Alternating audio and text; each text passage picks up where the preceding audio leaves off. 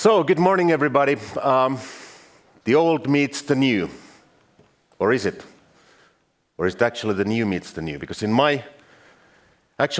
way I think, bioeconomy itself is also a disruption.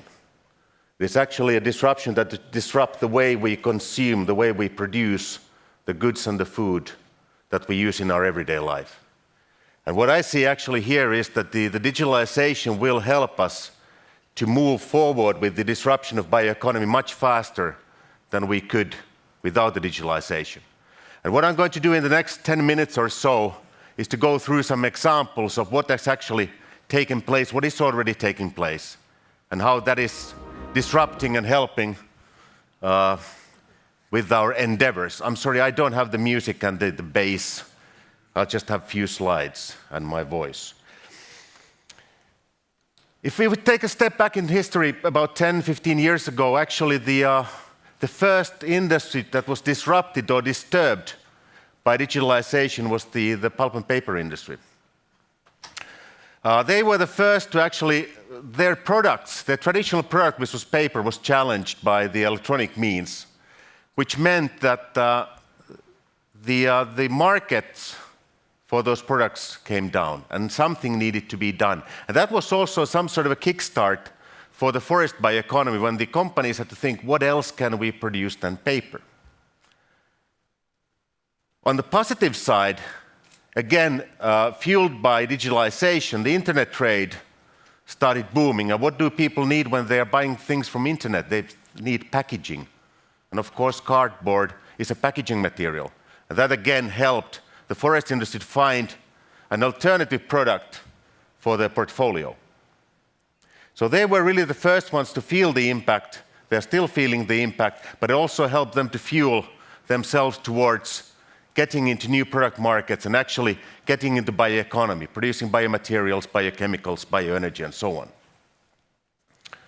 The next step is something that you will also discuss later this afternoon, and there's a stand right behind you of what we call a digital forest industry. This is also not only about the new products, this is actually the way we produce and also to some extent design the processing of the products. What I'm showing here is an initiative by VTT and Siemens. It's called Digital Fiber Initiative. You can see the web link there. And what we are actually doing, we are trying to developing an ecosystem, a platform for companies to join, where we'll actually take our most modern new development environment for new bioeconomy products and merge it with the state-of-the-art digital environment. So at the same time producing new products, but also taking full advantage of what the digitalization has to offer when it comes to getting data, analyzing data, all the way to then actually managing life cycles, the whole production life cycle in digital realm. And this is the future when it comes to the production side of things. But it's also, the digitalization, I said, it's happening also in many other sectors. Antti Asikainen will talk more later today about the primary production sector, the forestry, the agriculture, which is actually getting first heavily automized and at some point probably autonomous. So we will have precision farming, we will have precision forestry, autonomous vehicles doing it, which means it will be more efficient, it will be more environmentally friendly. But there is, of course, the fact when we look at the employment that we have in Finland, most of it, or a large part of it, actually is in primary production. There is a disruption that we need to also take care of, that the jobs will be somewhere else in the long run. In genomics, we've seen the rapid, what has actually the technology has done to DNA sequencing. The acceleration has been even quicker than Moore's law. And what we're seeing here is that I think that digitalization will also challenge the way we do research, development, and innovation. Artificial intelligence will play a larger part in that. And that will also challenge the way the traditional research is being done. The third example is from environmental data, where actually we are getting every one of us is a potential collector of data.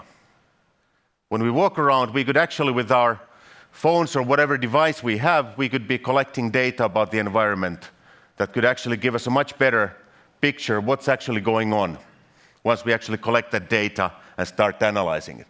So basically what we are doing is we're also democratizing a lot of the things that have been proprietary in the previous times.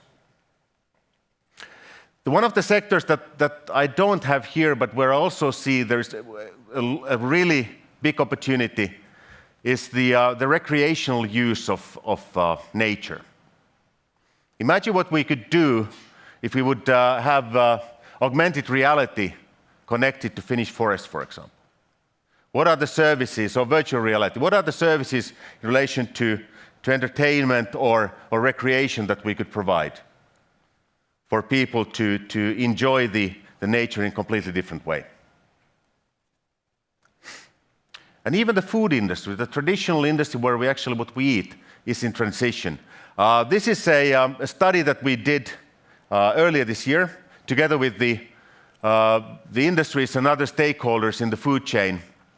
You can actually get paper copies, but also, of course, it's available in digital format too, where we can actually see that we are moving from mass production of food into more personalized food services. So basically, based on how we monitor ourselves, what are the real needs for our nutrition, how those are then being matched by much more flexible, personalized production. And of course, there's a lot of monitoring, there's a lot of data collection, data analysis, but it also requires changes in production systems. You need to have much more agile production systems. You need to have advances in robotics in order to achieve what we call the fourth revolution in food production. The first one was the hunter-gatherer, the one that we do every summer and fall. This time of year, we go and hunt and gather berries and mushrooms. The second one is agriculture. The third one was mass production. And now what we're seeing is the fourth, where the consumer is in the center. And this is only being made possible by the advances in digitalization and robotization. We did earlier this year also, there was last winter, a roadmap on how will actually digitalization in our mind change bioeconomy. What are the pathways towards digital bioeconomy? And we basically looked at three different main paths. The first one was really the control of biomass flows. So this is the primary production. This is the getting more value out of the biomass is a very valuable and rare resource. We don't actually have the luxury of wasting a molecule of it. So what we need to make sure is that we use it as good as we can to as high value as we can. And here, digitalization can help us. And that's something that Antti will talk a bit more later. Then we have the data-based bioeconomy, so basically looking at the production, the way we produce things.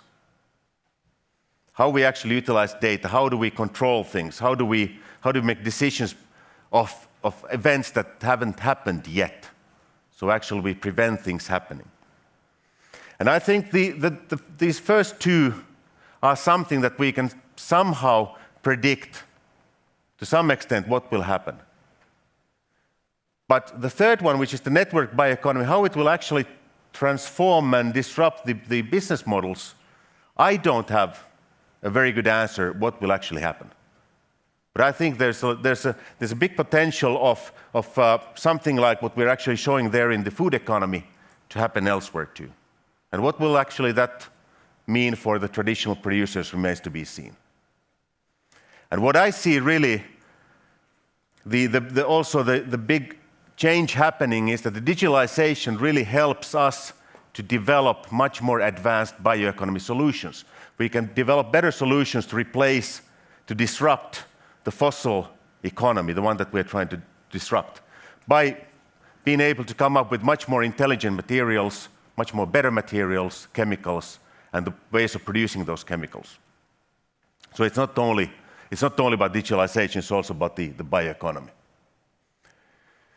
And as was already mentioned in the previous, it's really about creating it together. No single player is large enough to do this by itself. So that's why we need networks, we need ecosystem, we need platforms. And here are some of of course, some of the sort of theses that what are the changing roles of different actors in the sort of the value chain, if we would say. But I will not read this out. These will something that will become more evident in the much more detailed discussions that you have. But I just hope for all of you to have an open mind, active discussion. Let's try to make the best out of this day and see how the digitalization really can boost bioeconomy. Thank you.